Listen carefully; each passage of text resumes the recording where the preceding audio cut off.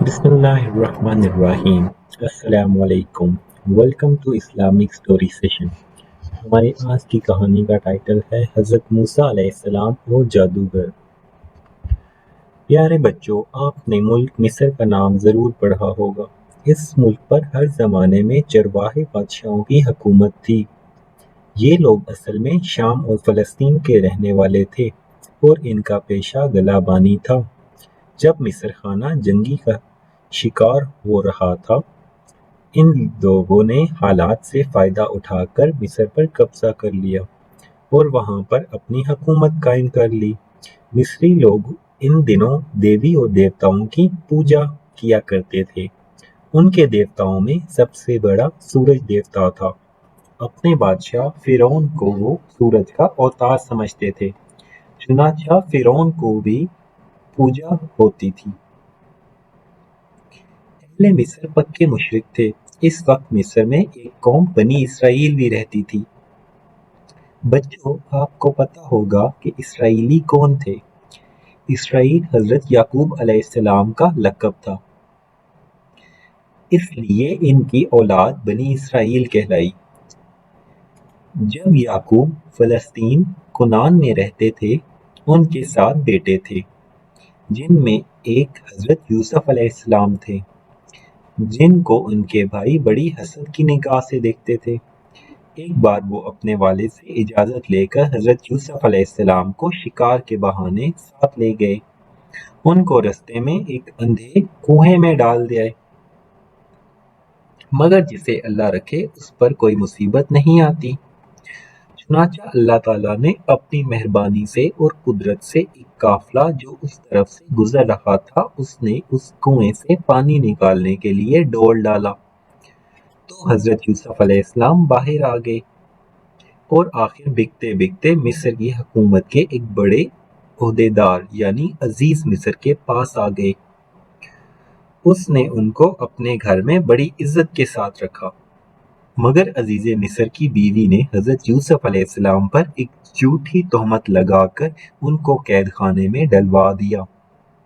मगर कैद खाने में तमाम लोग और कैदी उनको बड़ी इज्जत की निगाह से देखते थे, क्योंकि वो जानते थे कि हजरत यूसुफ अलैहिस्सलाम नहायत शरीफ और नेक इंसान हैं।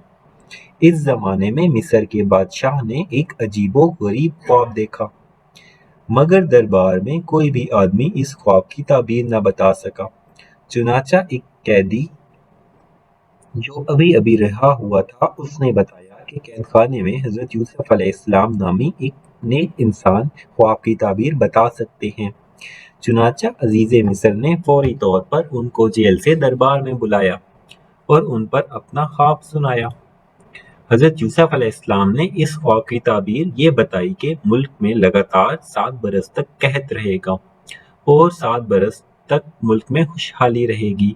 इस कहत से बचने के लिए उन्होंने बादशाह को तदबीर भी बताई। इस बात से बादशाह के दिल में ये बात बैठ गई कि पूरे मुल्क में हजरत यूसुफ अलैहिस्सलाम से ज़्यादा अक्लमंद और कोई नहीं है। इसे ये भी मालूम हो गया कि वो बिल्कुल बेकसूर हैं और इन्हें नाहक ही कैद करके रखा है। चुनांचे इसके फरमान के मुताबिक इन्हें रिहा करके बड़ी इज्जत और एहतराम के साथ दरबार में एक आला ओहदा पेश किया गया। हजरत यूसुफ अलैहिस्सलाम के हुस्न इंतजाम की बदौलत कहत के 7 सालों में भी मिस्र में गले की फरावानी रही, बल्कि हमसाए मुल्कों को भी सस्ते भाव गला फराम किया गया। हजरत यूसुफ अलैहिस्सलाम के भाई भी कई बार गल्ला लेने के लिए कुनान से मिस्र आए। इसके बाद हजरत यूसुफ अलैहिस्सलाम ने अपने पूरे खानदान को मिस्र बुला लिया। इन दिनों मिस्र का पाया तख्त अम्स था। प्यारे बच्चों, इस पाया तख्त के कंधार काहिरा के जनूब में कोई 14 मील के फासले पर अभी भी पाए जाते हैं। हजरत यूसुफ अलैहिस्सलाम ने अपने खानदान को शाह मिस्र के मशवरे से पाया तख्त के शुमाल की तरफ एक सरसब्ज व शादाब इलाके में, जिसका नाम जशन था, बसा दिया। प्यारे बच्चों, आपको यहाँ पर बताते चलें कि अहले मिस्र पक्के मुशरिक थे, मगर बनी इसराइल इस दीन के पैरोकार थे जो इन्हें हजरत इब्राहीम अलैहिस्सलाम से विरसे में मिला था। वो एक खुदा की इबादत करते थे, खुदा के रसूल की अताअत करते थे اور اس بات پر یقین رکھتے تھے کہ ایک روز خدا کے حضور حاضر ہو کر دنیا کی زندگی کے اعمال کا حساب دینا پڑے گا، اور جو جیسا کرے گا وہ ویسا بھرے گا۔ آپ دوسرے الفاظ میں یہ سمجھ لیں کہ بنی اسرائیل گویا اس زمانے کے مسلمان تھے اور مصری کافر اور مشرک تھے۔ حضرت یوسف علیہ السلام کی وفات کے کوئی 100 سال بعد چرواہے بادشاہوں کے خلاف قومی تحریک شروع ہوئی۔ اہل مصر نے اب ان غیر ملکی بادشاہوں کی حکومت کا تختہ الٹ دیا اور ایک بار پھر حکومت کے اختیار خود سنبھال لیے۔ مصریوں کو ہر وقت اس بات کا خدشہ لگا رہتا تھا کہ بنی اسرائیل ملک کے کسی دشمن سے ساز بساز نہ کر لے اور مصر پر حملہ نہ کر دیں۔ چنانچہ انہوں نے اسرائیلیوں کو ہر طرف سے دبانا اور ذلیل کرنا شروع کر دیا اور ان کے زور توڑنے اور انہیں ذلیل کرنے کی مہم شروع کر دی۔ انہیں ان کے مکانات اور زرخیز زمینوں سے بے دخل کر دیا گیا، حکومت کے بڑے بڑے عہدوں سے نکال دیا گیا، ان پر باعزت روزگار کے دروازے بند کر دیے گئے، ان سے بیگار لی گئی، اور اگر اجرت دی بھی جاتی تو نہایت قلیل۔ وہ عمارتوں کے لیے گارا اور اینٹیں بناتے اور دھوتے، کھیتوں پر محنت مزدوری کرتے، ان پر بیگار لینے والے نگران مقرر تھے جو ان سے سخت محنت اور مشقت کرواتے اور ذرا ذرا سی کوتاہی پر انہیں دردناک سزا دیتے۔ غرض ان کے ساتھ غلاموں کا سلوک کیا جاتا تھا، ان پر بے پناہ ظلم توڑے جاتے تھے اور ان کے لیے جینا دوبھر کیا گیا تھا۔ انہیں مصر میں غلامی اور ذلت کی زندگی بسر کرنے دیتے۔ بنی اسرائیل کی تعداد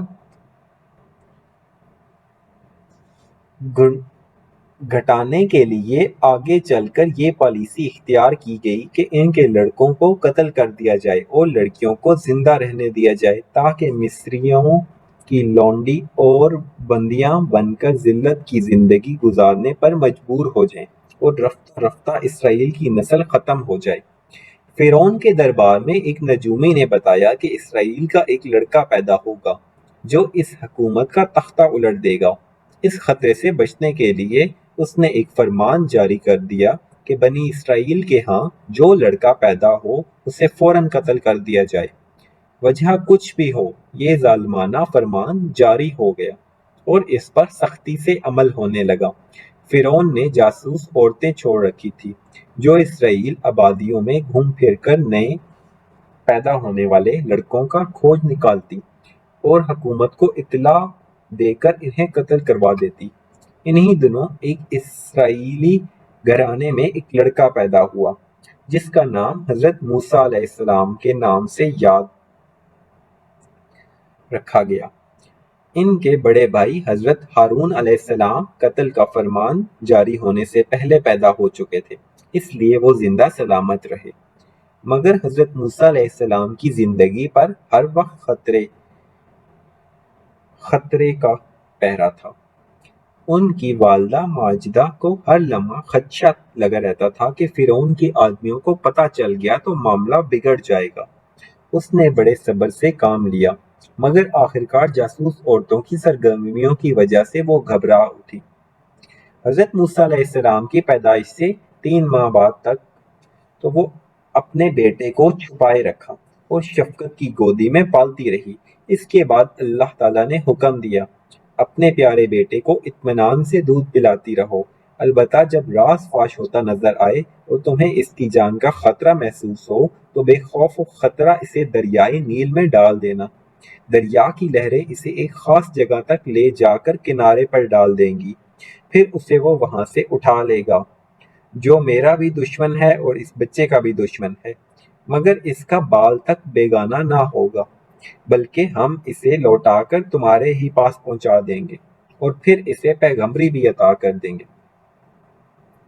چنانچہ پیارے بچوں، اب ان کی والدہ نے اللہ کے حکم کے مطابق اسے دریائے نیل کی موجوں کے سپرد کرنے کا فیصلہ کر لیا۔ انہوں نے سرکنڈوں کا ایک ٹوکرا بنایا اور اسے مٹی اور رال سے اچھی طرح لپٹ دیا، تاکہ پانی کے اندر سیرات نہ کریں۔ اپنے لخت جگر کو اندر لٹایا اور پھر خدا کا نام لے کر وہ ٹوکرا دریائے نیل میں ڈال دیا اور اپنے پیارے بچے کو خدا کے حوالے کر دیا۔ حضرت موسیٰ علیہ السلام کی والدہ نے ٹوکرا تو ڈال دیا دریا میں، مگر ممتا کی وجہ سے ان کا دل اڑا جا رہا تھا۔ شاید گھبراہٹ میں وہ سارا راز کھول ڈالتی، مگر اللہ تعالیٰ نے ان پر پھر دھڑاس بندھائی۔ چنانچہ اللہ تعالیٰ کی طرف سے اشارہ پا کر انہیں اپنی بیٹی سے کہا کہ دریائے نیل کے کنارے کنارے ٹوکرے کے پیچھے پیچھے جاؤ اور اس پر اس طرح نظر رکھو کہ کسی کو پتہ نہ چلے کہ اس ٹوکرے میں جو بچہ ہے تم اس کی نگرانی کر رہی ہو۔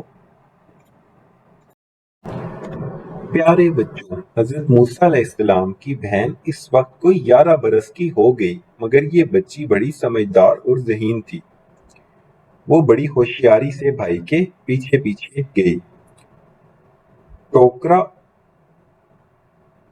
فرعون کے محلات کے قریب جا پہنچا۔ فرعون کی بیوی حضرت آسیہ بڑی نیک اور پارسا خاتون تھی۔ اس نے دیکھا کہ دریا میں کوئی چیز بہتی چلی آ رہی ہے۔ اس نے سپاہیوں کو حکم دیا کہ اس ٹوکرے کو نکال کر لاؤ۔ چنانچہ حکم کی تعمیل کی گئی۔ دیکھا تو اس کے اندر ننھا منا بچہ لیٹا ہوا تھا۔ شکل و صورت سے بچہ اسرائیلی معلوم ہوتا تھا اور ٹوکرا بھی ان کی بستیوں کی طرف سے آیا تھا جہاں اسرائیلی رہتے تھے۔ چنانچہ فرعون کے درباری جو خوشامدی ذہن کے تھے فرعون کو بتایا کہ حضور یہ اسرائیلی بچہ ہے جسے اس کی ماں باپ نے قتل کے خوف سے دریا میں ڈال دیا ہے، اسے فوراً قتل کر دینا چاہیے، ایسا نہ ہو کہ بڑے ہو کر یہ بچہ ہماری جان کا دشمن بن جائے۔ حضرت موسیٰ علیہ السلام کو اللہ تعالیٰ نے ایسی پیاری اور خوبصورت صورت عطا کی تھی کہ دشمن بھی دیکھے تو بے اختیار پیار کرنے لگے۔ حضرت آسیہ علیہ السلام نے فرعون سے کہا کہ اس بچے کو قتل نہ کریں، بلکہ ہم اس کو گود لے لیتے ہیں، ہمارے محل میں پرورش کرے گا، اسے خبر تک نہ ہوگی کہ میں اسرائیلی ہوں، بلکہ اپنے آپ کو ہمارے خاندان کا فرد سمجھے گا اور اسرائیلیوں کے بجائے ہمارا حکم مانے گا اور ہمارا کام کرے گا۔ فرعون نے اپنی ملکہ کی بات مان لی اور اسے پالنے کا فیصلہ کر لیا۔ پیارے بچوں، اس طرح اللہ تعالیٰ نے اپنی خاص رحمت سے حضرت موسیٰ علیہ السلام کو قتل ہونے سے بچا لیا اور اپنے اس وعدے کو پورا کیا جو اس نے حضرت موسیٰ علیہ السلام کی والدہ سے کیا تھا۔ خدا کی قدرت دیکھیے، وہ شخص جو خدا کا دشمن تھا اس نے موسیٰ علیہ السلام کی پرورش اپنے ذمہ لے لی۔ فرعون نے خدائی کا دعویٰ کر رکھا تھا اور اپنی خدائی اور حکومت کو بچانے کے لیے اس نے بنی اسرائیل کے لڑکوں کو قتل کر دینے کی مہم شروع کی تھی، مگر اس کی بے خبری کا یہ حال تھا کہ اپنے محل میں اور اپنی گود میں اس بچے کی پرورش کے لیے رضامند ہو گیا جو بڑا ہو کر فرعون کے خاتمہ کرنے والا تھا۔ پیارے بچوں، اب ہم آپ کو حضرت موسیٰ علیہ السلام کی پرورش کے متعلق بتاتے ہیں۔ اس زمانے میں جس طرح تمام عرب میں بڑے بڑے گھرانوں کے لوگ اپنے بچوں کو بچپن کی عمر میں دائیوں کے سپرد کر دیتے تھے، جب حضرت موسیٰ علیہ السلام کی پرورش کا سوال پیدا ہوا، فرعون کی بیوی حضرت آسیہ علیہ السلام نے حکم دیا کہ شاہی محل کے تمام اناؤں کو بلایا جائے اور باری باری کوشش کی جائے، مگر حضرت موسیٰ علیہ السلام نے کسی کا بھی دودھ نہ پیا۔ حضرت موسیٰ علیہ السلام کی بہن کسی طریقے سے محل میں آ گئی۔ اس نے جب یہ ماجرا دیکھا تو فرعون کی بیوی سے عرض کی کہ میں ایک ایسے گھرانے کا پتہ بتا سکتی ہوں جہاں اس بچے کی پرورش بڑے اچھے طریقے سے ہو سکتی ہے، وہاں اسے بڑی آسانی سے دودھ پلایا جا سکتا ہے اور بڑی محبت اور شفقت سے اس کی پرورش ہوگی۔ فرعون کی بیوی کے حکم سے حضرت موسیٰ علیہ السلام کی والدہ کو بلوایا گیا۔ انہوں نے بڑی محبت کے ساتھ موسیٰ علیہ السلام کو گود میں لیا۔ پیار کیا، چمکارا اور دودھ پلایا۔ حضرت موسیٰ علیہ السلام نے بڑے شوق سے خوب پیٹ بھر کر دودھ پیا۔ چنانچہ ان کی پرورش کا کام انہی کی والدہ کو سونپ دیا گیا۔ اس طرح اللہ تعالیٰ نے حضرت موسیٰ علیہ السلام کو انہی کی والدہ کی گود میں لوٹا دیا تاکہ ان کی آنکھیں ٹھنڈی رہیں اور ان کے سارے خدشے دور ہو جائیں۔ پیارے بچوں، اللہ تعالیٰ کے کام کرنے کا انداز کسی قدر نرالے ہیں۔ فرعون جس لڑکے کو پیدا ہوتے ہی موت کے گھاٹ اتار دینا چاہتا تھا، اسے اس کی بیوی نے بڑے شوق سے اپنی آغوش محبت میں لے لیا اور شہزادوں کی طرح پرورش پانے لگا۔ کسی نے سچ کہا ہے، جسے اللہ رکھے اسے کون چکھے۔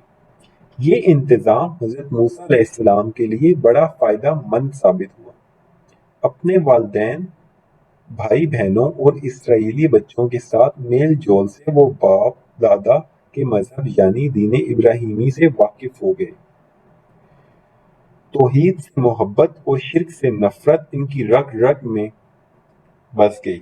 وہ اعلیٰ اخلاق سے آراستہ ہو گئے۔ انہوں نے انسانوں سے محبت کرنا، کمزوروں کی مدد کرنا، مظلوموں کی حمایت کرنا اور ظالموں سے نفرت کرنا سیکھا۔ شاہی محل میں شہزادوں کی طرح پرورش پانے سے انہوں نے وہ تمام علوم فنون سیکھ لیے جو اس زمانے میں رائج تھے، اور حکومت کے طور طریقوں سے بھی واقفیت حاصل کر لی۔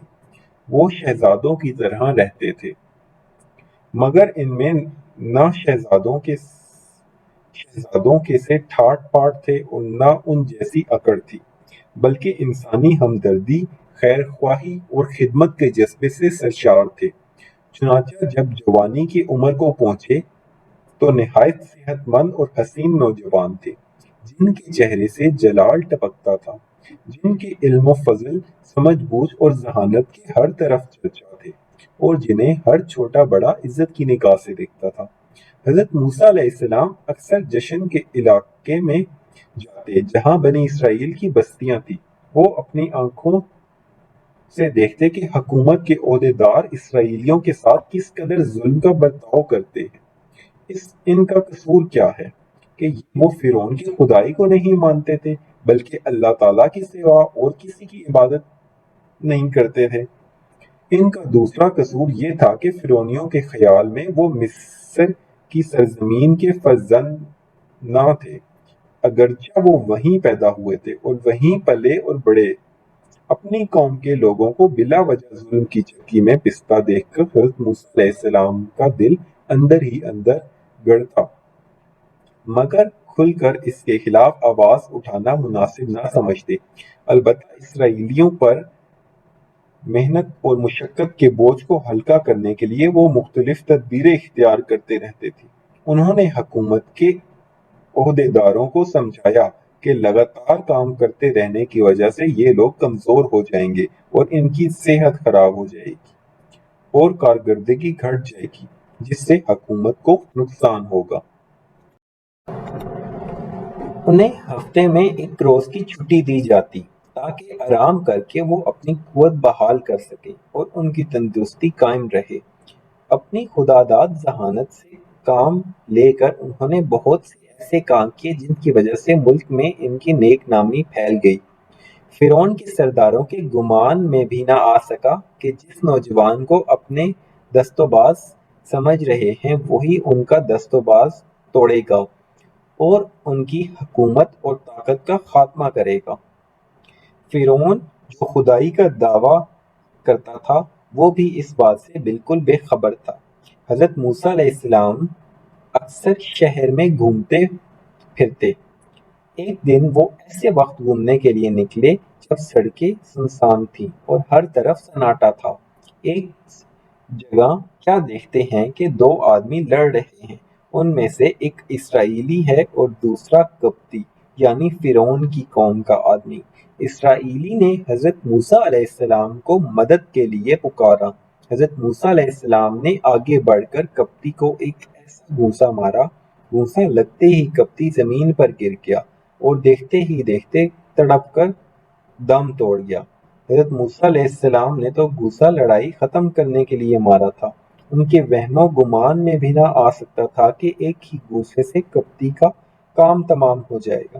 اس لیے وہ بہت پشیمان ہوئے اور اللہ تعالیٰ کے حضور گڑ گڑا کر التجا کی، پروردگار میں نے اپنی جان پر ظلم کیا، میری خطا معاف کر دے اور میرے گناہ پر پردہ ڈال دے۔ اللہ تعالیٰ نے ان کی فریاد سن لی اور ان کی خطا معاف کر دی، وہ غفور الرحیم ہے۔ اب حضرت موسیٰ علیہ السلام نے عہد کیا کہ پروردگار، یہ احسان جو تو نے مجھ پر فرمایا اس کے لیے میں بے حد شکر گزار ہوں، میں کبھی بھی محروموں کا ساتھ نہیں دوں گا، میں کبھی بھی مجرموں کا ساتھ نہیں دوں گا۔ اسی دن سے انہوں نے اپنے دل میں فرعون اور ان کی حکومت سے قطع تعلق کرنے کا عہد کر لیا۔ فرعون کی حکومت ایک ظالم حکومت تھی، اس نے اہل ملک کو دو گروہوں میں بانٹ رکھا تھا۔ قبطیوں کے لیے ہر طرح کے آرام و آسائش کے اسباب مہیا تھے، حکومت میں ان کا عمل دخل تھا، مگر اسرائیلی زندگی کی بنیادی ضرورتوں سے بھی محروم تھے، انہیں اپنے مذہب پر چلنے کی بھی آزادی نہ تھی، بلکہ غلاموں کی سی زندگی گزارنے پر مجبور تھے۔ حضرت موسیٰ علیہ السلام نے محسوس کیا کہ کسی بھی ایماندار آدمی کو یہ زیب نہیں دیتا کہ ایسی ظالم حکومت کا کل پرزہ بن کر رہے، بلکہ اس کا فرض ہے کہ ایسی حکومت کا خاتمہ کرنے کی پوری کوشش کرے۔ قبطی کے قتل کی خبر سارے شہر میں پھیل گئی، لیکن سراغ نہ ملا۔ لوگوں کے دل میں یہ شبہ ضرور تھا کہ ہو نہ ہو کسی اسرائیلی کا کام ہے، اس کا پتہ لگا کر اسے کیفر کردار کو پہنچانا چاہیے۔ دوسرے روز صبح سویرے حضرت موسیٰ علیہ السلام شہر میں گھومنے گئے۔ کل کے ناگوار واقعے کی یاد ابھی تازہ تھی، ڈر رہے تھے کہ راز فاش نہ ہو جائے اور اچانک کوئی میرا دامن نہ پکڑ لے۔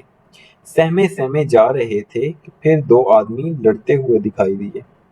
ایک وہی اسرائیلی تھا جس کی حمایت میں حضرت موسیٰ علیہ السلام نے قبطی کے گھونسا مارا تھا۔ اس نے پھر حضرت موسیٰ علیہ السلام کو مدد کے لیے پکارا، مگر حضرت موسیٰ علیہ السلام نے ڈانٹ کر کہا، تم جھگڑالو معلوم ہوتے ہو، ہر روز کسی سے جھگڑا مول لے لیتے ہو، کل بھی ایک شخص سے گھٹم گھٹار ہو رہے تھے، آج پھر فساد کر رہے ہو۔ یہ کہہ کر جھگڑا ختم کرنے کے لیے آگے بڑھے۔ اسرائیلی یہ سمجھا کہ جس طرح انہوں نے کل قبطی کے گھونسا مارا تھا، آج گھونسا مار کر میرا کام تمام کرنا چاہتے ہیں، اس لیے وہ چلا اٹھا کہ آج مجھے بھی اسی طرح قتل کرنا چاہتے ہو جیسے کل ایک شخص کو قتل کر چکے ہو۔ تم اس ملک میں ظالم بن کر رہنا چاہتے ہو، اصلاح کرنے والے نہیں بننا چاہتے۔ مثل مشورہ ہے کہ نکلی ہونٹوں سے چڑھی کوٹھوں۔ اس اسرائیلی کی زبان سے ان الفاظ کا نکلنا تھا کہ حکومت کو خبر پہنچ گئی کہ قبطی کے قاتل حضرت موسیٰ علیہ السلام ہیں۔ بس پھر کیا تھا، ان کو گرفتار کر کے ان پر قتل کا مقدمہ چلانے کا فیصلہ ہو گیا۔ مگر اس سے پہلے کہ کوئی افسر حضرت موسیٰ علیہ السلام کو گرفتار کرنے کے لیے پہنچے، حضرت موسیٰ علیہ السلام کے ایک خیر خواہ نے انہیں اطلاع دے دی کہ تمہاری گرفتاری اور قتل کے مشورے ہو رہے ہیں، جان کی خیر چاہتے ہو تو فوراً یہاں سے نکل جاؤ، میں تمہیں سچا سمجھتا ہوں اور تمہارا سچا خیر خواہ ہوں، میرے مشورے پر عمل کرو ورنہ پچھتاؤ گے۔ یہ سنتے ہی حضرت موسیٰ علیہ السلام دارالحکومت سے بھاگ نکلے تاکہ جتنی جلدی ممکن ہو فرعون کی سلطنت کی سرحد کو پار کر جائیں۔ بات یہ ہے کہ اللہ تعالیٰ نے جس مقصد کے لیے حضرت موسیٰ علیہ السلام کو فرعون کے محل میں رہنے کا انتظام کیا تھا، وہ مقصد پورا ہو چکا تھا۔ وہ حکومت کے کاروبار اور حکمرانوں کے طور طریقوں سے واقف تھے، انہوں نے شہزادوں کی طرح پرورش پائی تھی، اس لیے فرعون اور اس کے سرداروں میں بے جھجک گفتگو کر سکتے تھے اور ان کے دل میں فرعون اور فرعونیوں کا ذرہ بھر بھی رعب اور خوف نہ تھا۔ اب ان کی تربیت کا دوسرا مرحلہ آ چکا تھا، جس کے لیے فرعون کا محل موزوں نہ تھا۔ اس لیے قدرت کی طرف سے ایسے حالات پیدا ہوئے کہ حضرت موسیٰ علیہ السلام کو مصر سے نکلنا پڑا۔ پیارے بچوں، حضرت موسیٰ علیہ السلام مصر سے نکل آئے اور سب سے قریب ترین علاقہ مدین کا آتا تھا۔ فرعون کی سلطنت سے باہر سب سے قریب آزاد علاقہ مدین تھا۔ حضرت موسیٰ علیہ السلام نے مدین ہی کا رخ کیا۔ مصر سے مشرق کی طرف خلیج عقبہ کے مغربی ساحل پر واقع تھا۔ اس زمانے میں مصر سے مدین تک کوئی 8 دن کا سفر تھا۔ حضرت موسیٰ علیہ السلام نہایت بے سر و سامانی کے عالم میں گھر سے نکلے تھے، زاد راہ تک ساتھ نہ لے سکے تھے۔ خدا کے سوا اور کوئی سہارا نہ تھا۔ اسی پر بھروسہ کر کے چل پڑے اور دعا کی، پروردگار مجھے صحیح راہ پر ڈال دے، مجھے دشمنوں سے اپنی پناہ میں رکھ اور سلامتی کے ساتھ منزل مقصود پر پہنچا دے۔ منزل پر منزل طے کرتے آگے بڑھتے چلے گئے۔ آخر کار مدین کے ایک کنویں پر پہنچے۔ دیکھا کہ بہت سے لوگ اپنے اپنے جانوروں کو پانی پلا رہے ہیں۔ لوگوں کے ہجوم سے ہٹ کر ایک طرف 2 لڑکیاں اپنے جانوروں کو روکے کھڑی ہیں۔ حضرت موسیٰ علیہ السلام تھوڑی دیر تک وہاں کھڑے یہ تماشا دیکھتے رہے، پھر ان لڑکیوں سے پوچھا، کیا بات ہے؟ تم اپنے جانوروں کو کیوں روکے کھڑی ہو؟ انہیں پانی پینے کے لیے آگے کیوں نہیں بڑھنے دیتی؟ لڑکیوں نے جواب دیا، مردوں کو بھیڑ میں گھس کر جانوروں کو پانی پلانا ہمارے بس کی بات نہیں۔ ہمارے والد نہایت ضعیف آدمی ہیں، وہ تو یہ مشقت نہیں اٹھا سکتے۔ گھر میں ان کے سوا اور کوئی مرد نہیں، ناچار ہم ہی کو یہ کام کرنا پڑتا ہے۔ 1-2 دن کی بات نہیں، ہر روز کا کام ہے۔ اس لیے جب تک سب مرد اپنے جانوروں کو پانی پلا کر چلے نہیں جاتے، ہم انتظار کرتے ہیں۔ یہ سن کر حضرت موسیٰ علیہ السلام سے نہ رہا گیا۔ لڑکیوں کی بے بسی پر ان کا دل کڑھا۔ انہوں نے سوچا کہ یہاں تو وہی معاملہ ہو رہا ہے کہ جس کی لاٹھی اس کی بھینس، طاقتور کمزوروں کو دبا رہے ہیں اور انہیں اپنے حق نہیں لینے دیتے۔ مجھے کمزور کی مدد کرنی چاہیے۔ چنانچہ ہمت کر کے آگے بڑھے اور ان لڑکیوں کے جانوروں کو پانی پلا دیا۔ لڑکیاں اپنے جانوروں کو لے کر خوشی خوشی گھر کی طرف روانہ ہوگی۔ اس کام سے فارغ ہو کر حضرت موسیٰ علیہ السلام قریب ہی ایک سائے کی جگہ سستانے کے لیے جا بیٹھے۔ سفر، تھکان اور بھوک اور پیاس کی شدت سے نڈھال ہو رہے تھے۔ چاہتے تھے کہ کہیں سے کھانے کو کچھ ملے تو پیٹ بھر لے، اس سے زیادہ اس بات کی فکر تھی کہ کوئی ٹھکانہ میسر آئے یا کوئی ہمدرد ملے جس کی پناہ میں رہ سکے۔ خدا تعالیٰ سے ایک بار دعا کی، پروردگار میں تجھی سے رہنمائی اور مدد کی درخواست کرتا ہوں، میرے حال پر رحم فرما۔ لڑکیاں چونکہ اور دونوں کی نسبت ذرا جلدی گھر واپس پہنچ گئی تھیں، اس لیے ان کے والد نے تعجب سے پوچھا، آج اس قدر جلد کیسے لوٹ آئیں؟ کیا آج دوسرے چرواہے پانی پلانے نہیں آئے تھے یا اور دنوں سے کم آئے تھے؟ لڑکیوں نے سارا ماجرا کہہ سنایا۔ لڑکیوں کے والد ایک نیک اور پرہیزگار بندے تھے۔ انہوں نے یہ ماجرا سنا تو کہا، بیٹے جاؤ اس بھلے آدمی کو بلاؤ، میں اس کا شکریہ ادا کر سکوں۔ چنانچہ تھوڑی دیر کے بعد ایک لڑکی شرم و حیا سے آنکھیں نیچے کیے حضرت موسیٰ علیہ السلام کے پاس پہنچی اور کہا کہ ہمارے والد صاحب آپ کو یاد کر رہے ہیں تاکہ آپ کا شکریہ ادا کریں۔ ہم پہلے ہی بتا چکے ہیں کہ وہ بہت ضعیف ہیں، ورنہ وہ خود آپ کو لینے آتے۔ حضرت موسیٰ علیہ السلام نے سوچا، میں نے ابھی بڑی عاجزی کے ساتھ اللہ تعالیٰ کی جانب میں جو درخواست کی تھی وہ پوری ہوتی نظر آتی ہے۔ چنانچہ وہ اس لڑکی کے ہمراہ چل پڑے۔ نیک دل میزبان نے ان کا خیر مقدم کیا، انہیں کھانا کھلایا، ان کے بعد ان کا حال دریافت کیا۔ حضرت موسیٰ علیہ السلام نے اول سے آخر تک پوری کہانی سنائی۔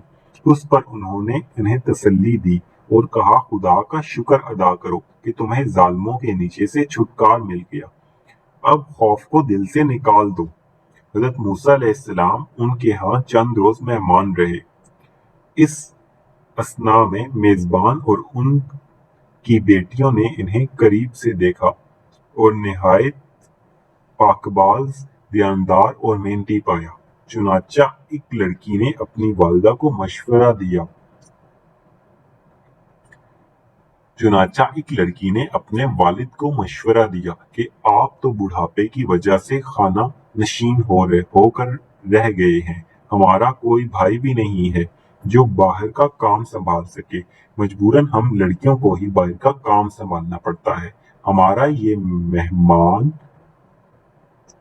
نوجوان ہے، ہر قسم کی محنت اور مشقت کر سکتا ہے، ویسے بھی بھروسے کا آدمی معلوم ہوتا ہے، چند روز سے ہمارے ہاں مہمان ہے۔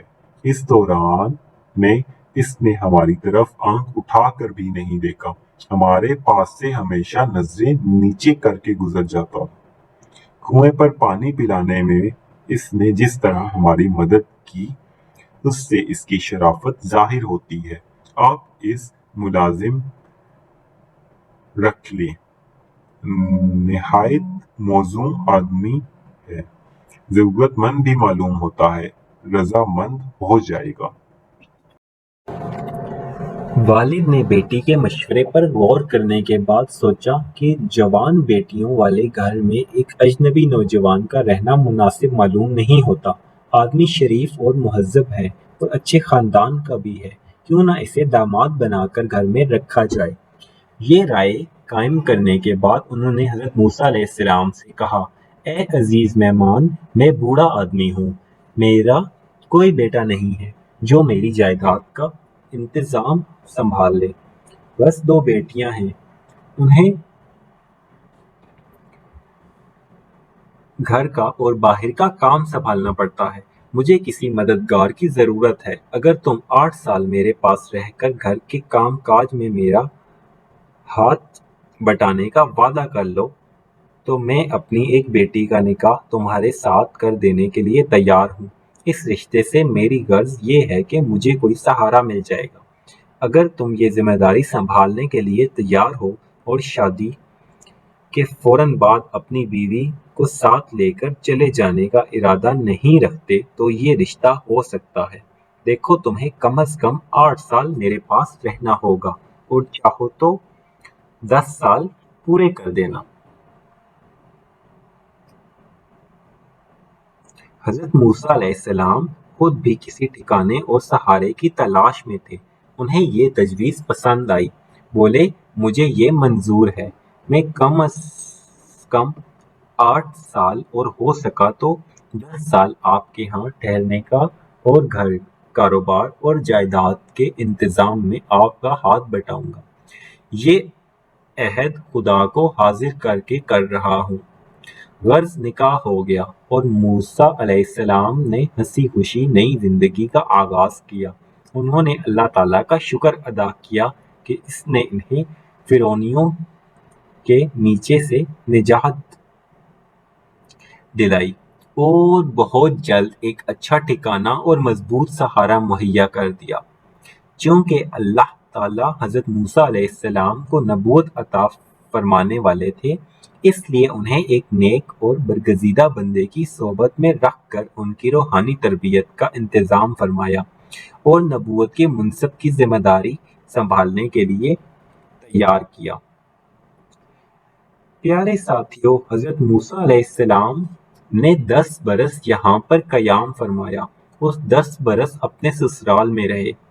اس اثناء میں وہ فرعون وفات پا چکا تھا۔ جس کے عہد حکومت میں وہ مصر سے نکلے تھے۔ انہوں نے سوچا کہ مصر کے لوگ پرانی باتوں کو بھول چکے ہوں گے۔ اگر میں اب اپنے وطن واپس جا کر اپنے خاندان والوں کے ساتھ رہنے لگوں تو شاید کسی کو خیال تک بھی نہ آئے کہ وہ وہی شخص ہے جس نے گھونسا مار کر اپنی ایک کپتی کو قتل کر دیا تھا۔ چنانچہ وہ اہل و عیال کو ساتھ لے کر مصر کی طرف روانہ ہو گئے۔ چلتے چلتے جزیرہ نما سینا کے جنوبی حصے میں ایک مقام پر پہنچے جسے آج کل بوسینا جبل موسیٰ علیہ السلام کہتے ہیں، اور جو اس زمانے میں کوہ طور کے نام سے مشہور تھا۔ جاڑے کا موسم تھا، رات سر پر آ گئی۔ حضرت موسیٰ علیہ السلام ایک ایسے علاقے سے گزر رہے تھے جس سے انہیں کوئی زیادہ واقفیت نہ تھی۔ اس سوچ میں تھے کہ کہیں سے آگ مل جائے تو تانپے کے لیے الواؤں جلائیں۔ اچانک دور طور کی طرف ایک روشنی دکھائی دی۔ سمجھ گئے کہ آگ ہے۔ گھر والوں سے کہا، یہیں ٹھہرو، میں نے طور کی جانب آگ دیکھی ہے، جا کر معلوم کرتا ہوں کہ یہ کون سی بستی ہے اور مصر جانے کے لیے کون سا راستہ اختیار کرنا چاہیے، اور اگر وہ آگ ہماری ہی طرح کے کسی راہ چلتے پھرتے مسافر نے جلائی تو شاید اس سے بھی کچھ معلومات حاصل ہو جائے، نہیں تو آگ کے چند انگار ہی لے آؤں گا کہ الواؤ جلا کر رات کے وقت سردی سے بچاؤ کا انتظام کر سکے۔ غرض اہل و عیال کو وہیں چھوڑ کر حضرت موسیٰ علیہ السلام آگ کے رخ پر روانہ ہوئے۔ وہاں پہنچے تو ان کی آنکھوں نے عجب نظارہ دیکھا کہ وہ طور کی وادی میں ایک جگہ آگ لگی ہوئی ہے، مگر وہاں نہ کچھ جل رہا ہے نہ کوئی دھواں ہے۔ عین آگ کے اندر ایک ہرا بھرا درخت کھڑا ہے جس پر سے یکا یک ندا آئی، اے موسیٰ علیہ السلام، یہ میں ہوں تمہارا پروردگار، اپنی جوتیاں اتار دو، تم طور کے مقدس وادی میں کھڑے ہو، میں نے تمہیں اپنی رسالت کے لیے چن لیا ہے۔ تم کو جو وحی کی جاتی ہے اسے کان لگا کر سنو۔ موسیٰ علیہ السلام نے حکم کی تعمیل کی اور آواز پر کان لگا دیے۔ پھر ندا آئی، اے موسیٰ علیہ السلام، بے شک میں اللہ ہوں، میرے سوا کوئی معبود نہیں، میرے سوا کوئی بندگی کے لائق نہیں، بس میری ہی بندگی کرو اور میری یاد کے لیے نماز قائم کرو۔ دیکھو قیامت کی گھڑی ضرور آئے گی، میں اس کے وقت کو ظاہر نہیں کرنا چاہتا تاکہ لوگوں کے ایمان اور عمل کی آزمائش ہو جائے، اور پھر جس کی جیسی کچھ کوشش ہو اسی کے مطابق بدلہ پائے۔ جو لوگ قیامت پر یقین نہیں رکھتے اور اپنی خواہش کے غلام بن کر رہ گئے ہیں، ان کے پیچھے لگ کر آخرت کی فکر سے غافل نہ ہو جانا، ورنہ تباہ ہو جاؤ گے۔ اس کے بعد غیب کی ندا اور حضرت موسیٰ علیہ السلام کے درمیان کچھ اس طرح کی باتیں ہوئیں، اے موسیٰ، یہ تمہارا داہنے ہاتھ میں کیا ہے؟ حضرت موسیٰ علیہ السلام نے فرمایا، یہ میری لاٹھی ہے، چلنے میں اس کا سہارا لیتا ہوں، اس پر ٹیک لگاتا ہوں، اس پر اپنی بکریوں کے لیے درختوں کے پتے جھاڑتا ہوں، اور بھی بہت سے کام اس لاٹھی سے نکلتے ہیں، بڑے کام کی چیز ہے یہ لاٹھی۔ ندا آئی، اے موسیٰ علیہ السلام، اسے زمین پر ڈال دو۔ حضرت موسیٰ علیہ السلام نے لاٹھی زمین پر ڈال دی۔ دیکھتے کیا ہے، وہی لاٹھی سانپ کی طرح بل کھا رہی ہے۔ پھر وہ ایک خوفناک اژدہے کی طرح دوڑنے لگی۔ حضرت موسیٰ علیہ السلام ڈر کے مارے پیٹھ پھیر کر بھاگے اور پیچھے مڑ کر بھی نہ دیکھا۔ ندا آئی، اے موسیٰ علیہ السلام، ڈرو مت، تم ہمارے رسول ہو، ہمارے حضور میں ہمارے رسول ڈرا نہیں کرتے۔ واپس پلٹ آؤ اور اسے پکڑ لو، ہم اسے پھر اس کی اصلی حالت پر کیے دیتے ہیں۔ حضرت موسیٰ علیہ السلام نے دل کو سنبھالا اور مڑ کر دیکھا تو سچ مچ وہاں سام کی جگہ پھر ان کی لاٹھی اپنی اصلی حالت میں پڑی تھی۔ وہ اسی جگہ لوٹ آئے، لاٹھی اٹھائی اور پھر ویبی ندا کی طرف کان لگائے۔ ندا آئی، اے موسیٰ علیہ السلام، اپنے داہنا ہاتھ اپنی بغل میں رکھو اور پھر باہر نکال کر دیکھو۔ حضرت موسیٰ علیہ السلام نے ایسا ہی کیا۔ جب انہوں نے اپنا ہاتھ بغل سے نکالا تو وہ نہایت روشن تھا، آفتاب کی طرح روشن مگر بے عیب۔ ندا آئی، اے موسیٰ علیہ السلام، ہم تمہیں یہ دو نشانیاں دے رہے ہیں، ایک عصا لاٹھی اور دوسری چمکتا ہوا ہاتھ۔ آگے چل کر ہم تمہیں اور بھی نشانیاں دیں گے۔ اے موسیٰ علیہ السلام، مصر کے بادشاہ فرعون کے پاس جاؤ، وہ بڑا سرکش اور نافرمان ہے اور اس کی وجہ سے اس کی پوری قوم بدکار ہو گئی ہے۔ اس سے کہو، تمہاری مرضی ہو تو میں تمہیں رب کی طرف تمہاری رہنمائی کروں، تاکہ تمہارے دل میں خدا کا خوف پیدا ہو اور تمہاری زندگی سنور جائے۔ اے موسیٰ علیہ السلام، یہ دو نشانیاں اس بات کی دلیل ہیں کہ تم خدا کے رسول ہو۔ یہ فرعون اور اس کے سرداروں اور اس کی قوم کے لوگوں کے سامنے پیش کرنے کے لیے دی گئی ہیں۔ ان کو دیکھ کر انہیں یقین آ جانا چاہیے کہ تم اللہ تعالیٰ کے رسول ہو۔ یہ سنتے ہی حضرت موسیٰ علیہ السلام کے دل میں ان تمام واقعات کی یاد تازہ ہو گئی جو انہیں مصر کی زندگی کے دوران پیش آئے تھے۔ ابھی 3 ماہ کے بچے تھے کہ ان کی والدہ نے فرعون کے خوف سے انہیں دریائے نیل کی لہروں کے سپرد کر دیا تھا۔ انہوں نے فرعون کے محل میں پرورش پائی۔ ان کا بچپن، لڑکپن اور ان کی جوانی کے ابتدائی سال شہزادوں کی طرح بسر ہوئے۔ پھر فرعون کی قوم کا ایک آدمی ان کے ہاتھ سے مارا گیا اور جب انہیں معلوم ہوا کہ ان سے خون کا بدلہ لینے کی تیاریاں ہو رہی ہیں تو وہ مصر کو چھوڑ کر مدین کی طرف چلے گئے۔ 10 سال تک روپوش رہنے کے بعد اب مصر اس طرح واپس جانا چاہتے تھے کہ کسی کو کانوں کان خبر نہ ہو۔ وہ فرعون کے سامنے جانے سے بچنا چاہتے تھے مگر انہیں فرعون ہی کے دربار میں جانے کا حکم ملا۔ فرعون کی حکومت اس زمانے میں دنیا کی سب سے زیادہ طاقتور حکومت تھی۔ فرعون بڑا جابر اور ظالم بادشاہ تھا۔ اس نے اعلان کر رکھا تھا کہ اہل مصر کا سب سے بڑا رب میں ہوں۔ ملک کے کمزور باشندوں حاضر کر بنی اسرائیل کو اس نے بری طرح دبا رکھا تھا اور ان پر سخت ظلم ڈھا رہا تھا۔ حضرت موسیٰ علیہ السلام بنی اسرائیل ہی کے ایک فرد تھے، اس لیے اللہ تعالیٰ کا یہ حکم سن کر وہ بہت گھبرائے اور خدا کے حضور بڑی عاجزی سے عرض کی کہ اے میرے پروردگار، مجھے اندیشہ ہے کہ فرعون مجھے جھٹلا دیں گے۔ مجھ پر ایک مصری کے قتل کا الزام بھی ہے۔ ممکن ہے کہ نصیحت کرنے کی نوبت آنے سے پہلے ہی قتل کے الزام میں گرفتار کر لیا جاؤں۔ مجھے روانی سے تقریر کرنے کی بھی مشق نہیں۔ میرا بھائی ہارون بہت اچھا مقرر ہے۔ میری درخواست ہے کہ میرے بجائے بھائی کو اپنا رسول مقرر کیجیے۔ یہ درخواست کرنے کے فوراً ہی بعد انہوں نے سوچا کہ ایسا لگتا ہے کہ اللہ تعالیٰ کی مرضی یہی ہے کہ یہ کام میرے سپرد کیا جائے۔ وہ خوب جانتا ہے کہ رسالت کے لیے کون زیادہ موزوں ہے، میں یا ہارون۔ مجھے یہ درخواست نہ کرنی چاہیے تھی کہ میرے بجائے میرے بھائی ہارون کو رسول بنا دیا جائے۔ چنانچہ انہوں نے اللہ تعالیٰ کی جانب عرض کی کہ پروردگار میرا سینہ کھول دے اور مجھے اس عظیم منصب کی ذمہ داریوں کو سنبھالنے اور پورا کرنے کی ہمت اور حوصلہ پیدا کر دے۔ پروردگار مجھے وہ صبر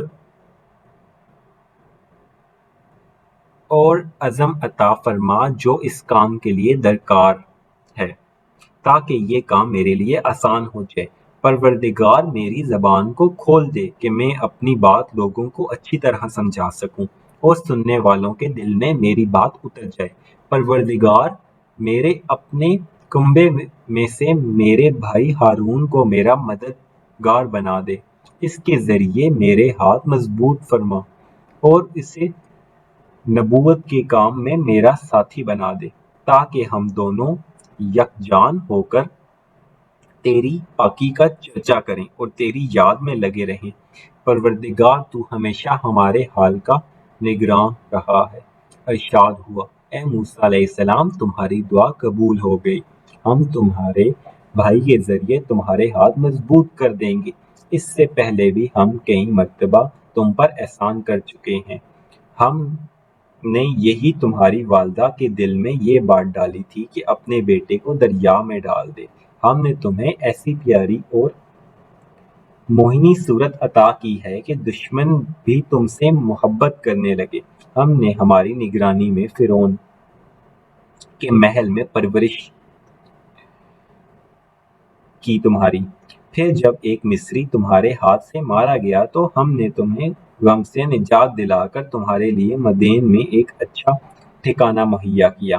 بات یہ ہے کہ ہم نے تمہیں اپنے رسول بنانے کے لیے پیدا کیا تھا اور اسی کام کے لیے اپنی نگرانی میں تمہاری پرورش اور تربیت کا انتظام کیا ہے۔ اب تم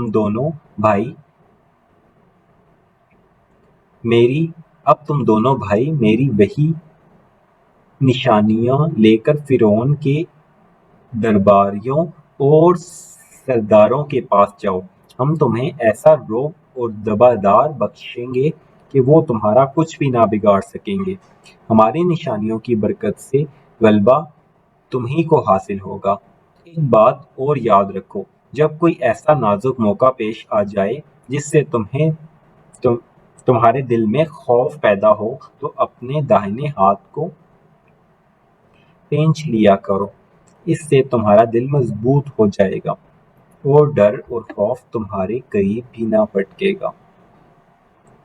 حضرت موسیٰ علیہ السلام کو وہ طور کے دامن میں آگ لینے گئے تھے مگر پیغمبری لے کر لوٹے۔ اہل و عیال کے پاس واپس آ کر سارا ماجرا سنایا، رات وہیں بسر کی۔ صبح ہوتے ہی مصر کا رخ کیا۔ گھر سے اس ارادے کے ساتھ روانہ ہوئے تھے کہ مصر میں پہنچ کر نہایت خاموشی کے ساتھ اس طرح زندگی بسر کریں گے کہ فرعون اور اس کے درباریوں کو ان کی واپسی کا پتہ تک نہ چلے، مگر اس عزم کے ساتھ آگے بڑھے کہ دھڑے سے فرعون کے دربار میں جائیں گے اور سے اس بات کی دعوت دیں گے کہ خدائی کے دعوے ترک کر کے خدا کی بندگی اختیار کرے، ساتھ ہی بنی اسرائیل کے ایمان کو تازہ کریں گے اور انہیں فرعون کے ظلم سے نجات دلائیں گے۔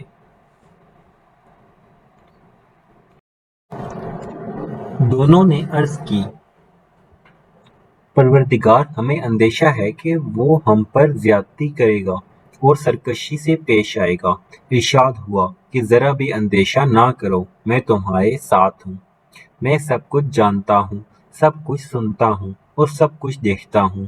بے دھڑک اس کے پاس جاؤ اور کہو کہ ہم تمہارے پروردگار کے بھیجے ہوئے ہیں، اللہ تعالیٰ کی بندگی اختیار کرو، شرک کو چھوڑ دو، بنی اسرائیل پر بے جا سختی نہ کرو اور انہیں اجازت دو کہ وہ اپنے عقیدے کے مطابق عبادت کریں اور خدا کی راہ میں قربانی پیش کریں۔ ہم تمہارے پروردگار کی نشانیاں لے کر آئے ہیں، سلامتی ہے اس کے لیے جو سیدھی راہ اختیار کرے، اور جو کوئی اللہ تعالیٰ کے رسول کو جھٹلائے گا اور اس کی اطاعت سے منہ موڑے گا، اس پر خدا کا عذاب نازل ہو کر رہے گا۔ مصر پہنچ کر حضرت موسیٰ علیہ السلام نے سب سے پہلے بنی اسرائیل اور مصری مسلمانوں کی اصلاح کی طرف توجہ کی۔ فرعون اور اس کی قوم نے انہیں ظلم و ستم کا نشانہ بنا رکھا تھا۔ فرعون کہتا تھا کہ اہل مصر کا سب سے بڑا خدا میں ہوں، مگر بنی اسرائیل اس دین کے پیرو تھے جو انہیں حضرت ابراہیم علیہ السلام، حضرت اسحاق علیہ السلام، حضرت یعقوب علیہ السلام اور حضرت یوسف علیہ السلام سے ملا تھا، گویا اس زمانے کے مسلمان تھے۔ فرعون کی قوم کے کچھ لوگ بھی مسلمان ہو چکے تھے۔ یہ لوگ فرعون کی خدائی کے دعوے کو نہیں مانتے تھے، اس لیے انہیں ظلم کی چکی میں پیسا جا رہا تھا۔ ان کے ساتھ غلاموں کا سا برتاؤ کیا جاتا تھا اور طرح طرح سے ذلیل کیا جاتا تھا۔ ان ناگوار حالات کی وجہ سے ان کے ایمان میں کچھ کمزوری آ گئی۔ ان کے اندر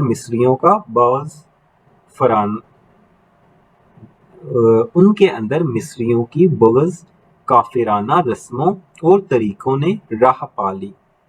نماز باجماعت کا نظام تو ختم ہی ہو چکا تھا، جس کی وجہ سے دین کے ساتھ ان کا لگاؤ کم ہو گیا تھا۔ ان کا شیراز بکھر گیا تھا اور ان پر سخت مایوسی طاری ہو گئی تھی۔ حضرت موسیٰ علیہ السلام نے انہیں بتایا کہ میں اللہ کا رسول ہوں، میری اطاعت کرو، اللہ تعالیٰ کے فضل سے تمہاری ساری مشکلیں حل ہو جائیں گی۔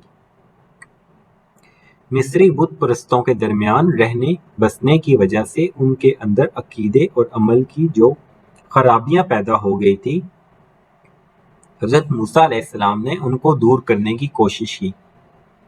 تاریخ کے واقعات سنا کر انہیں سمجھایا کہ جو لوگ مضبوطی اور صبر کے ساتھ خدا کے دین پر چلتے اور خدا کا شکر ادا کرتے ہیں، وہ آخرکار ضرور کامیاب ہوتے ہیں، اور ظالم اور نافرمان خدا کے عذاب سے بچ نہیں سکتے۔ قوم کے نوجوان حضرت موسیٰ علیہ السلام کا ساتھ دینے کے لیے ہمت اور حوصلے کے ساتھ آگے بڑھے۔ ان کے دل میں یہ خدشہ ضرور تھا کہ فرعون انہیں حضرت موسیٰ علیہ السلام کی حمایت میں کسی مصیبت میں مبتلا کر دے گا۔ انہیں اپنی قوم کے سرداروں اور بزرگوں کی ملامت کا بھی خوف تھا، چونکہ فرعون کے ڈر سے وہ کھلم کھلا حضرت موسیٰ علیہ السلام کا ساتھ دینے کے لیے تیار نہ تھے، اگرچہ دل سے وہ بھی یہی چاہتے تھے کہ حضرت موسیٰ علیہ السلام فرعون کے مقابلے میں کامیاب ہوں۔ بات یہ ہے کہ جب بھی اللہ تعالیٰ کا کوئی رسول انسانوں کی اصلاح کے لیے اٹھا، شروع میں نوجوانوں ہی نے ان کا ساتھ دیا، بڑے بوڑھوں نے ہمیشہ مخالفت کی۔ مخالفت کی چٹانوں سے ٹکرا جانا بڑے دل گردے کا کام ہے، اور اس کا صحرا ہمیشہ نوجوانوں کے سر بندھتا ہے۔ حضرت موسیٰ علیہ السلام نے اپنے ساتھیوں سے کہا، اگر تم سچے دل سے اللہ تعالیٰ پر ایمان لائے ہو تو اسی پر بھروسہ کرو اور ہر خطے سے بے پرواہ ہو کر اس کی راہ میں آگے بڑھو۔ جیالے اور جرات مند نوجوانوں نے کہا کہ ہم نے اللہ تعالیٰ پر بھروسہ کیا اور پھر اللہ تعالیٰ سے دعا کی، ہمارے رب ہمیں ظالموں کے ہاتھوں آزمائش میں نہ ڈال اور اپنے فضل و کرم سے کافروں کے ظلم و ستم سے چھٹکارا دلا۔ جب حضرت موسیٰ علیہ السلام کو بنی اسرائیل اور مصری مسلمانوں کی طرف سے کچھ اطمینان ہو گیا تو وہ اپنے بھائی ہارون علیہ السلام کو ہمراہ لے کر ایک روز فرعون کے بڑے دربار میں جا پہنچے اور فرعون سے مخاطب ہو کر کہا، اے فرعون، ہم کائنات کے مالک کی طرف سے بھیجے ہوئے تمہارے پاس آئے ہیں۔ ہم تمہارے لیے یہ پیغام لائے ہیں کہ صرف ایک اللہ کو اپنا پروردگار اور معبود مانو، اور اس بات کو تسلیم کرو کہ مرنے کے بعد اللہ تعالیٰ کے سامنے حاضر ہو کر تمہیں اپنے اعمال کا حساب دینا ہے۔ تمہاری بھلائی اسی میں ہے، ہماری بات مانو اور اپنے طور طریقوں کو درست کر لو۔ کامیابی انہی کے لیے ہے جو اپنی زندگی کو خدا کے حکم کے مطابق سنوار لیں۔ جو خدا کی راہ پر چلنے سے انکار کریں گے وہ آخرکار تباہ ہو کر رہیں گے۔ فرعون بولا، کیا اس بات کو بھول گئے کہ ہم نے تم کو اپنے ہاں بچہ سا پالا تھا؟ تم نے اپنی عمر کے کئی سال ہماری شفقت کے سائے میں بسر کیے۔ تمہیں یاد ہوگا کہ اس کے بعد تم نے کیا حرکت کی تھی اور یہاں سے کیوں اور کس طرح فرار ہوئے تھے۔ تمہیں تو ہمارے احسانات کا شکریہ ادا کرنا چاہیے، مگر تم بڑے احسان فراموش نکلے۔ وہی بات ہوئی کہ ہماری ہی بلی اور ہمیں ہی میاں۔ حضرت موسیٰ علیہ السلام نے جواب دیا، مجھے خوب یاد ہے کہ مجھ سے بے سمجھی میں ایک خطا ہو گئی تھی اور میں تمہارے خوف کی وجہ سے یہاں سے بھاگ گیا تھا، مگر میں نے اللہ تعالیٰ سے سچے دل سے توبہ کی اس نے میرا قصور معاف کر دیا اور اب اسی نے مجھے اپنا رسول بنا کر تمہارے پاس بھیجا ہے۔ رہے تمہارے احسانات تو ان کی حقیقت یہ ہے کہ تم بنی اسرائیل پر بے جا ظلم ڈھا رہے تھے۔ تمہارے ظلم کے خوف سے میری ماں نے مجبور ہو کر مجھے ایک ٹوکری میں ڈال کر دریائے نیل میں بہا دیا۔ اگر تم ظالم نہ ہوتے، ظلم نہ ڈھاتے، تو میں تمہارے محل میں پرورش پانے کے لیے کیوں آتا؟ اچھا مان لیا کہ تم نے مجھ پر کوئی احسان کیا ہی تھا، تو ایک آدمی کے ساتھ احسان کے بدلے میں تمہیں یہ حق کیسے حاصل ہو گیا کہ اس کی پوری قوم کا غلام بنا رکھو اور اس پر ظلم ڈھاتے رہو؟ فرعون سے اس کا جواب نہ بن پڑا، اس لیے اس نے بات کا رخ بدلا۔ کہنے لگا، اے موسیٰ علیہ السلام، یہ بتاؤ ان لوگوں کا کیا بنے گا جو اب سے پہلے وفات پا چکے ہیں؟ انہیں تو تمہارے رب العالمین کی خبر تھی، اور نہ وہ قیامت کو مانتے تھے، بلکہ ہماری ہی طرح دیوتاؤں کی پوجا کرتے تھے۔ کیا وہ سب گمراہ تھے؟ ان سب کی غفلتیں ماری گئی تھی، ان کا انجام کیا ہوگا؟ کیا وہ سب دوزخ میں جائیں گے؟ فرعون نے سوچا ہوگا کہ حضرت موسیٰ علیہ السلام ضرور یہ کہیں گے کہ سب سے پہلے جو لوگ وفات پا چکے ہیں وہ کافر تھے اور دوزخ میں جائیں گے۔ یہ جواب سن کر لوگ حضرت موسیٰ علیہ السلام کے خلاف بھڑک اٹھیں گے، مگر حضرت موسیٰ علیہ السلام نے اس سوال کا جواب اس قدر دانش مندی سے دیا کہ وہ ہکا بکا رہ گیا۔ انہوں نے کہا، اللہ ہی کو معلوم ہے کہ ان کا انجام کیا ہوگا، ہم ان کے بارے میں کچھ نہیں کہہ سکتے۔ وہ اپنی زندگی گزار کر خدا کے ہاں جا چکے ہیں، میرے پاس ان کے اعمال کی نیتوں کو جاننے کا کوئی ذریعہ نہیں ہے کہ میں ان کے بارے میں کوئی رائے دے سکوں، اور ان کے اعمال کا پورا حساب اللہ تعالیٰ کے پاس محفوظ ہے۔ ان کا معاملہ اللہ تعالیٰ کے ہاتھ میں ہے، جو نہ بھولتا ہے اور نہ چونکتا ہے۔ مجھے اور تمہیں ان کی فکر نہیں ہونی چاہیے، بلکہ اپنی فکر کرنی چاہیے اور یہ کوشش کرنی چاہیے کہ ہمارا انجام اچھا ہو۔ فرعون کہتا تھا کہ مصر کی سرزمین کا مالک میں ہوں، یہاں کے رہنے والے میرے سوا اور کوئی خدا نہیں ہے، اس ملک میں صرف میرا حکم چلے گا، میرے سوا اور کوئی یہاں حکم چلانے کے حق نہیں رکھتا۔ یہ حضرت موسیٰ علیہ السلام کون ہے جو سارے جہانوں کے پروردگار کا رسول بن کر کھڑا ہو گیا ہے اور مجھے اپنے رب کے احکام سنا سنا کر ان کی اطاعت کا مطالبہ کرتا ہے؟ حکومت کے نشے نے اسے اندھا کر رکھا تھا، چنانچہ اس نے اکڑ دکھائی، اللہ تعالیٰ کے احکام ماننے سے صاف انکار کر دیا اور حضرت موسیٰ علیہ السلام سے بحث و تکرار شروع کر دی۔ فرعون، تمہارا رب کون ہے؟ حضرت موسیٰ علیہ السلام، ہمارا رب وہ ہے جس نے ہر چیز کو وجود بخشا اور پھر اس کو زندگی کا رستہ بتایا، وہی آسمانوں اور زمینوں کا مالک ہے اور ان سب چیزوں کا رب ہے جو آسمانوں کے درمیان ہے۔ فرعون درباریوں سے، سنتے ہو موسیٰ کیا کہہ رہا ہے؟ حضرت موسیٰ علیہ السلام، تمہارا سب کا رب بھی وہی ہے اور تمہارے باپ دادا جو گزر چکے ہیں ان کا رب بھی وہی ہے۔ فرعون درباریوں سے، یہ رسول جو تمہاری طرف بھیجا گیا ہے بالکل ہی پاگل معلوم ہوتا ہے۔ موسیٰ علیہ السلام درباریوں سے، مشرق اور مغرب اور جو کچھ ان کے درمیان ہے ان سب کا رب اللہ تعالیٰ ہے۔ اگر تم میں ذرا بھی عقل ہے تو میری بات تسلیم کرو گے۔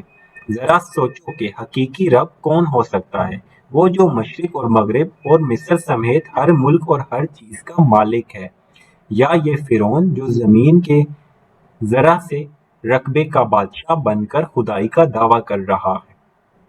فرعون، اے موسیٰ علیہ السلام، خبردار اگر تم نے میرے سوا کسی اور کو خدا مانا تو تجھے بھی ان لوگوں میں شامل کر دوں گا جو قید خانوں میں پڑے سڑ رہے ہیں۔ موسیٰ علیہ السلام، خواہ میں تمہیں ایسی کھلی ہوئی نشانیاں دکھاؤں جن سے صاف ظاہر ہو جائے کہ ہم واقعی خدا کی طرف سے بھیجے ہوئے ہیں۔ فرعون، اچھا تو لاؤ دکھاؤ وہ خدائی نشانیاں اگر تم اپنے دعوے میں سچے ہو۔ فرعون کی زبان سے یہ بات نکلتے ہی حضرت موسیٰ علیہ السلام نے اپنا اوزار زمین پر ڈال دیا جو ایک خوفناک اسلحہ بن گیا۔ اس کے بعد انہوں نے اپنا داہنا ہاتھ بغل میں ڈال کر باہر نکالا تو اس سے چمک دمک سے ایک دم دوبار کا گوشہ جگمگا اٹھا۔ فرعون بولا، اے موسیٰ علیہ السلام، یہ خدائی نشانیاں تو نہیں ہیں، یہ کھلا جادو ہے۔ اسے شبدے تو ہمارے جادوگر بھی دکھا سکتے ہیں۔ حضرت موسیٰ علیہ السلام نے کہا، خدائی نشانیوں کو جادو کہتے ہو؟ جادو کے شبدوں کی چمک دمک عارضی ہوتی ہے، پائیدار نہیں ہوتی۔ جادو تو نظر کا دھوکہ ہوتا ہے۔ اصل بات یہ ہے کہ ان خدائی نشانیوں کو دیکھ کر فرعون پر ہیبت طاری ہو گئی اور اسے اپنی بادشاہت چھن جانے کا خطرہ پیدا ہو گیا۔ اس لیے اس نے اپنی قوم کو حضرت موسیٰ علیہ السلام اور حضرت ہارون علیہ السلام کے خلاف بھڑکانے کے لیے دین اور حکومت کے خلاف بغاوت کا الزام تھوپ دیا۔ درباریوں سے مخاطب ہو کر کہا کہ یہ شخص یقیناً ایک ماہر جادوگر ہے، یہ چاہتا ہے کہ جادو کے زور سے تمہیں تمہارے ملک سے نکال باہر پھینکے اور یوسف علیہ السلام کے زمانے کی طرح اسرائیل ایک بار پھر حکومت پر چھا جائیں۔ یہ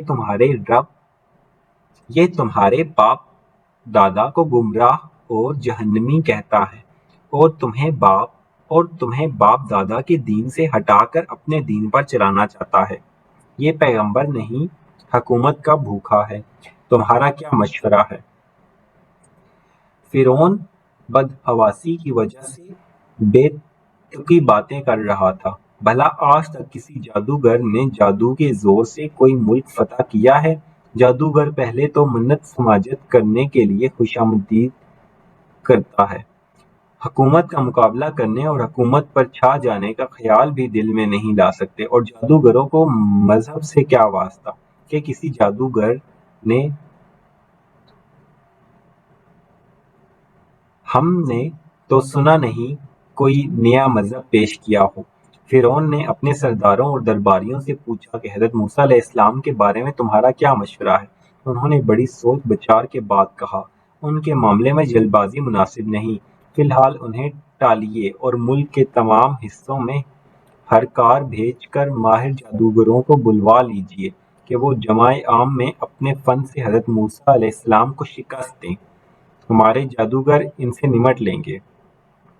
فرعون، اے موسیٰ علیہ السلام، ہم خوب جانتے ہیں تم اس لیے آئے ہو کہ جادو کے زور سے ہمیں ہمارے ملک سے نکال باہر کرو، مگر ہم تمہارے جادو نہیں چلنے دیں گے۔